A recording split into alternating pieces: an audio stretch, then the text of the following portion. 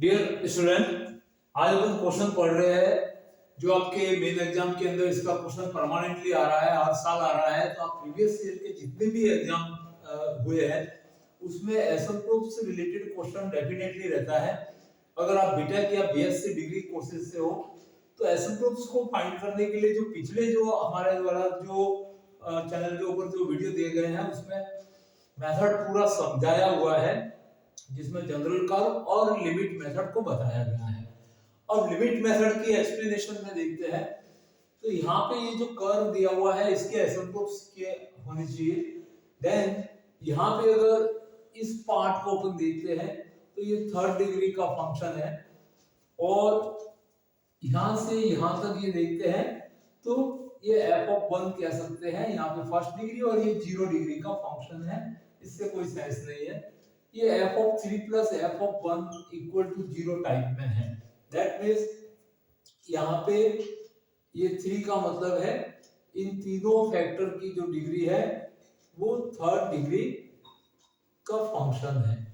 और ये जो है वो फर्स्ट डिग्री फंक्शन है। अब आपको जैसे लिमिट मेथड के अंदर आपको समझाया गया था कि लिमिट ऑफ एसिम्प्टोट्स की डेफिनेशन से limit when x tends to infinite then y/x = slope of the tangent रहता है। दैट मींस जो स्ट्रेट लाइन जिसके करेस्पॉन्डिंग आप एसिम्प्टोट्स ढूंढ रहे हैं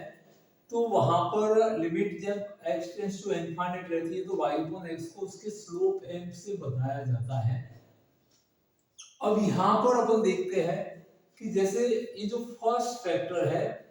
मतलब एसिम्प्टोट्स, पहले इस मेथड को समझ लीजिए। Asymptotes corresponding to x - y + 2r।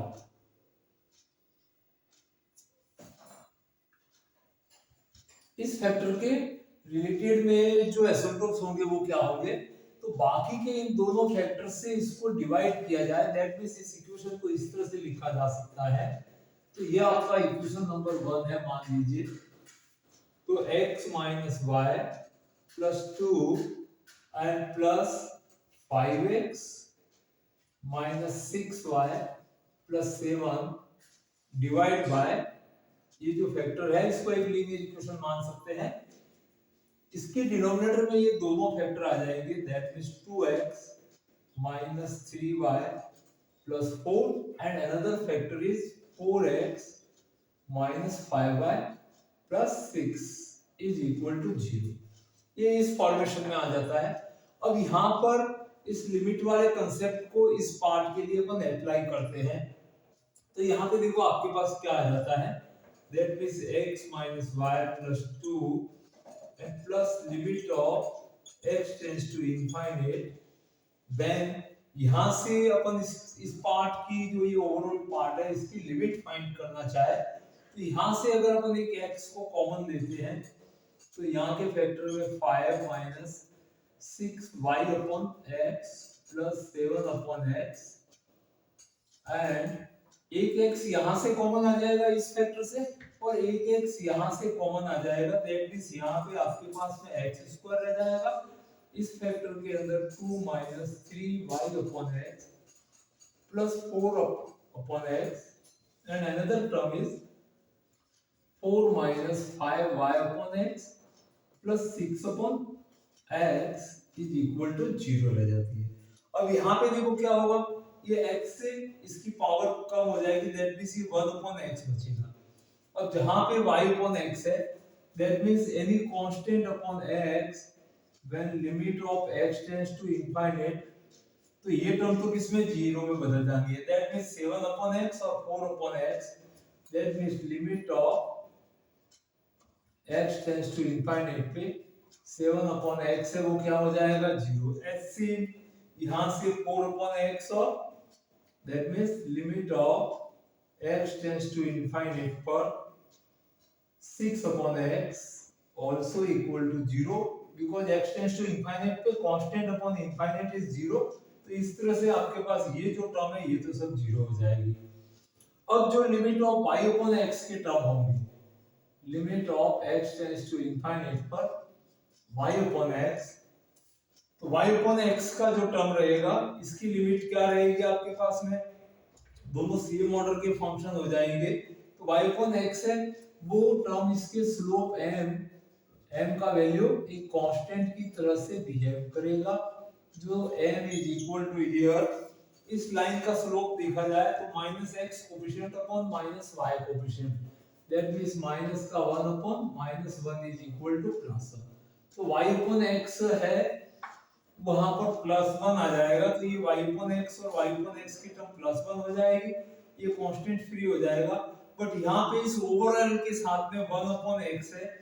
तो 1 अपॉन x का जो लिमिट रहेगा, because limit of x tends to infinity पे 1 अपॉन x इज 0, तो ये 1 अपॉन x की टर्म 0 होगी, दैट मींस ओवरऑल ये वैल्यू है वो आपके पास 0 आ जाएगी,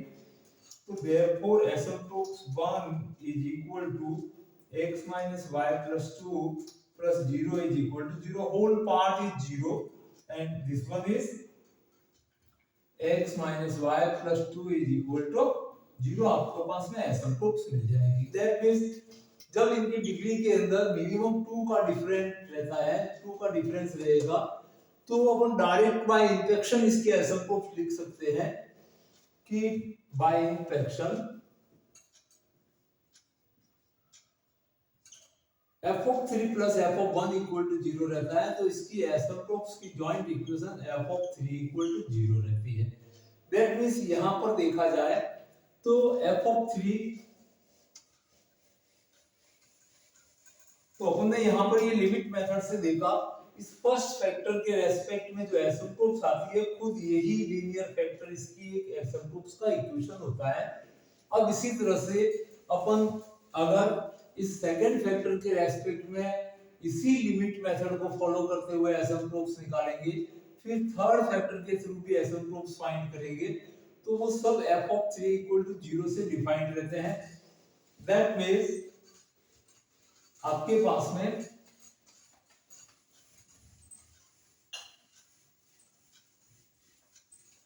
एसिम्प्टोट्स का जो इक्वेशन रहेगा f of 3 0, दैट इंप्लाइज इसका मतलब क्या हो गया कि आपको फर्स्ट एसिम्प्टोट्स a1 जो है x minus y plus 2 is 0 and another asymptotes a2, that means 2x minus 3y plus 4 is 0 and a3 third order का ये हाईएस्ट ऑर्डर इसकी 3 है, तो नंबर ऑफ एसिम्प्टोट्स 3 होंगे, तो 4x minus 5y plus 6 is equal to 0, तो इस तरह से डायरेक्ट बाय इंफेक्शन